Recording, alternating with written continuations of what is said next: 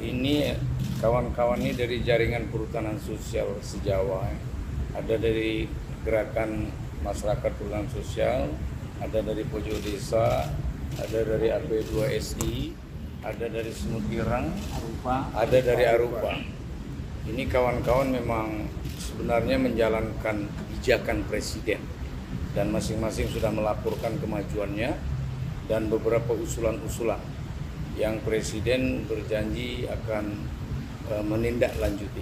Misalnya nanti semua SK-SK yang tertunda, surat keputusan tentang perizinan perhutanan sosial yang masih tertunda, dalam waktu sebulan ini Pak Presiden akan merealisasikannya secepatnya.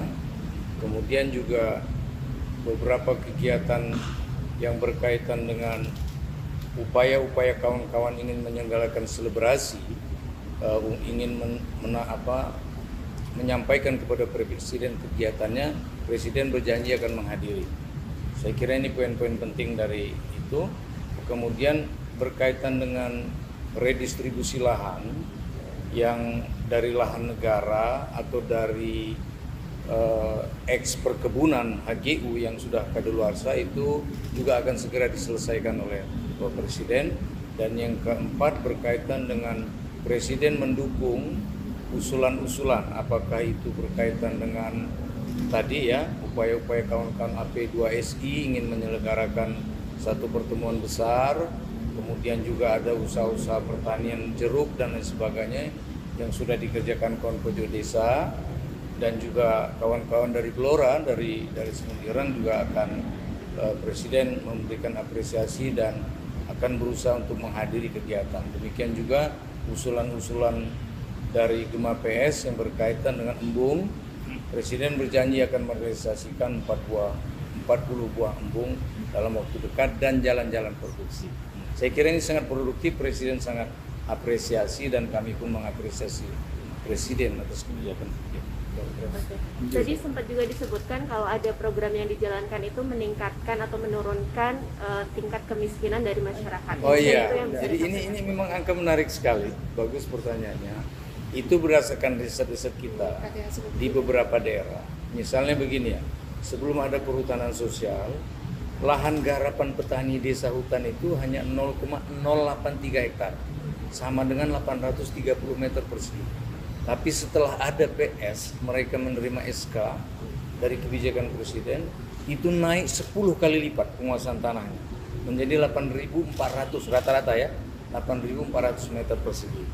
Dari segi pendapatan, yang kami ukur dari beberapa tempat saja, ada kenaikan 3 kali lipat pendapatan masyarakat peserta PS dibandingkan dengan belum PS.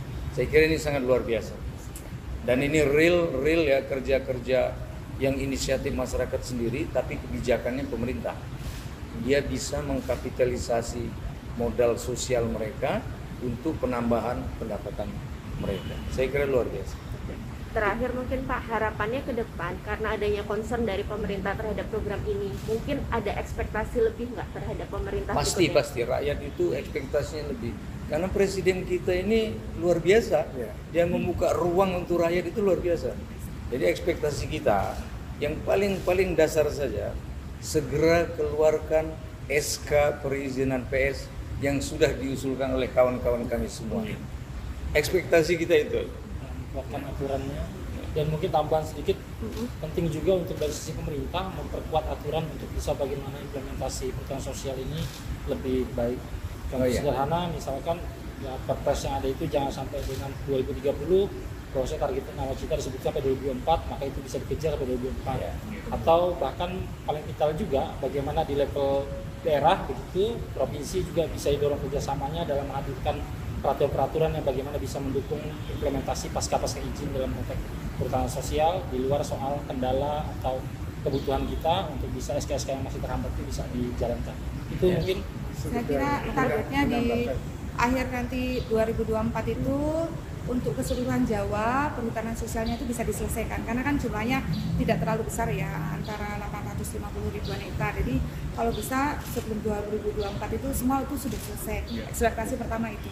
Baru nanti yang di luar Jawa ditata supaya ya jangan sampai nunggu 12,7 juta hektar itu selesai 2030, tapi kalau bisa dalam waktu yang cepat. Intinya kita ingin 12,7 juta hektar diselesaikan di eranya Pak Jokowi 2024. Dan menjadi warisan Itu yang warisan baik dari luar biasa. Presiden.